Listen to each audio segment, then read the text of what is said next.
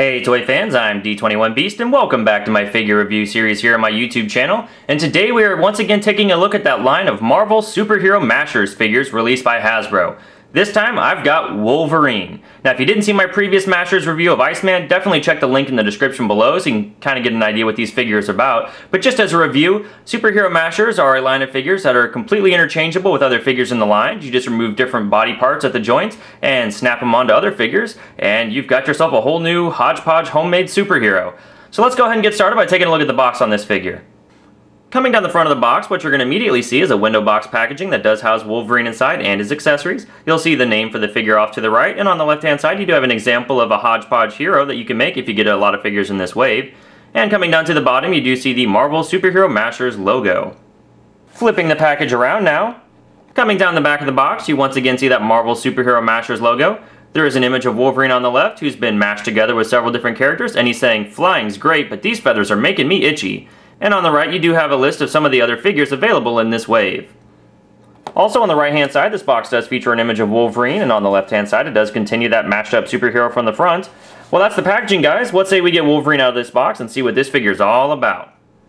Alright, toy fans, here we have Wolverine out of the box, and I really like how this figure looks. His costume's based on the 1980s Wolverine costume that ran in the comics at the time, or the Wolverine Origins comic if you read that in the early 2000s, and it's just that classic brown and yellow costume. It's got the red belt there, and I really feel like the paintwork came out nice and clean on this figure.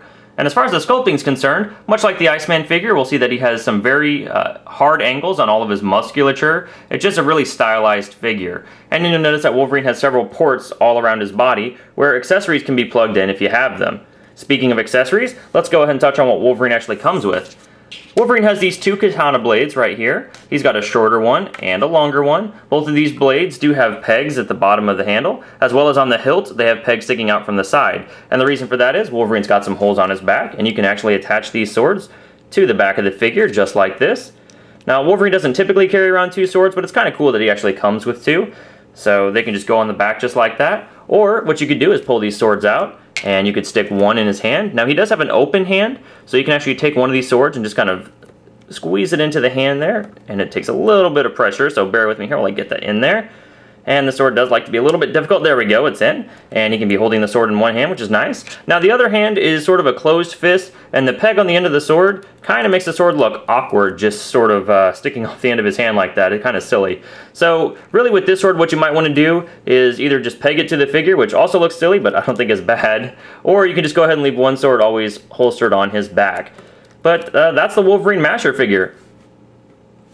Taking a look at the articulation, we can see that Wolverine does have a head that'll rotate a full 360 degrees. It also looks down that far and up that far. He does have a shoulder rotation that turns a full 360 degrees, and a hinge that allows his arm to bend out and up that far. There is no upper bicep swivel, but there is a 360 degree rotation with a ratchet at the elbow. And he does have a single jointed elbow that allows his elbow to bend forward, whoops, that far. Let's try that again.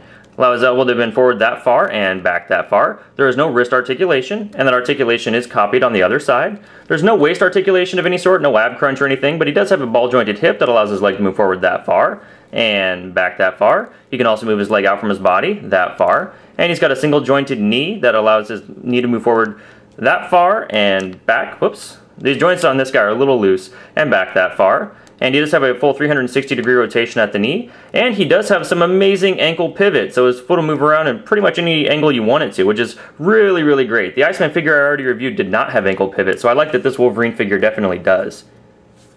Alright toy fans, so if you're watching this video and you still don't really understand what this whole masher concept is all about, let me go ahead and show you. I'm going to start by taking apart this Iceman figure, and he'll come apart pretty much everywhere. And this Iceman figure, of course, is sold separately. But once you get a couple of figures in this wave, you can pull them apart and just do all sorts of crazy things. Now that I've got Iceman completely separated, let's go ahead and say, I want to give Wolverine some ice hands. So I'm going to pull off his claws here, and we can put these hands right on the figure, and put the other hand here. And if I wanted to, I could have Wolverine firing an ice blast, which is pretty darn cool if you ask me. And that's kind of what mashers are about. You can basically just take apart any figure wherever you want. Let's go ahead and replace one of the legs now, and just plug the piece on and plug the foot in. And you have Wolverine partially iced over. And of course, your options for creation become much more varied the more figures you have from this set. But overall, I think it's pretty cool with just two figures what I'm able to accomplish. Taking a look at the height now, we can see that Masher's Wolverine does stand at just over 6 inches tall. For some size comparison, here we have Mashers Wolverine compared to Mashers Iceman, and compared to the Marvel Legends Series 6 Wolverine in matching costume. And here he is compared to the Marvel Legends Infinite Series Wolverine. Alright toy fans, well that's my review of the Marvel Superhero Mashers Wolverine figure released by Hasbro in 2014. And overall, I think this figure is a lot of fun. Much like the Iceman figure I reviewed before this one, I think this line is great for kids, but I also think it has its appeal for collectors. These really stylized versions of the X-Men characters or the Avengers or whoever you're going after are really fun and collectible, and it is fun, even for an adult, to sort of mix around with the pieces and see what you can come up with. So definitely be sure to check out these figures. They've got a decent price point. They're pretty much $10 anywhere you look for them. Alright guys, well that's my review. Thanks so much for watching. Please feel free to rate, share, and subscribe. Also be sure to hit me up on Twitter at D21Beast. Thanks for watching, and we'll see you next time, bub. My god, man, what have you done?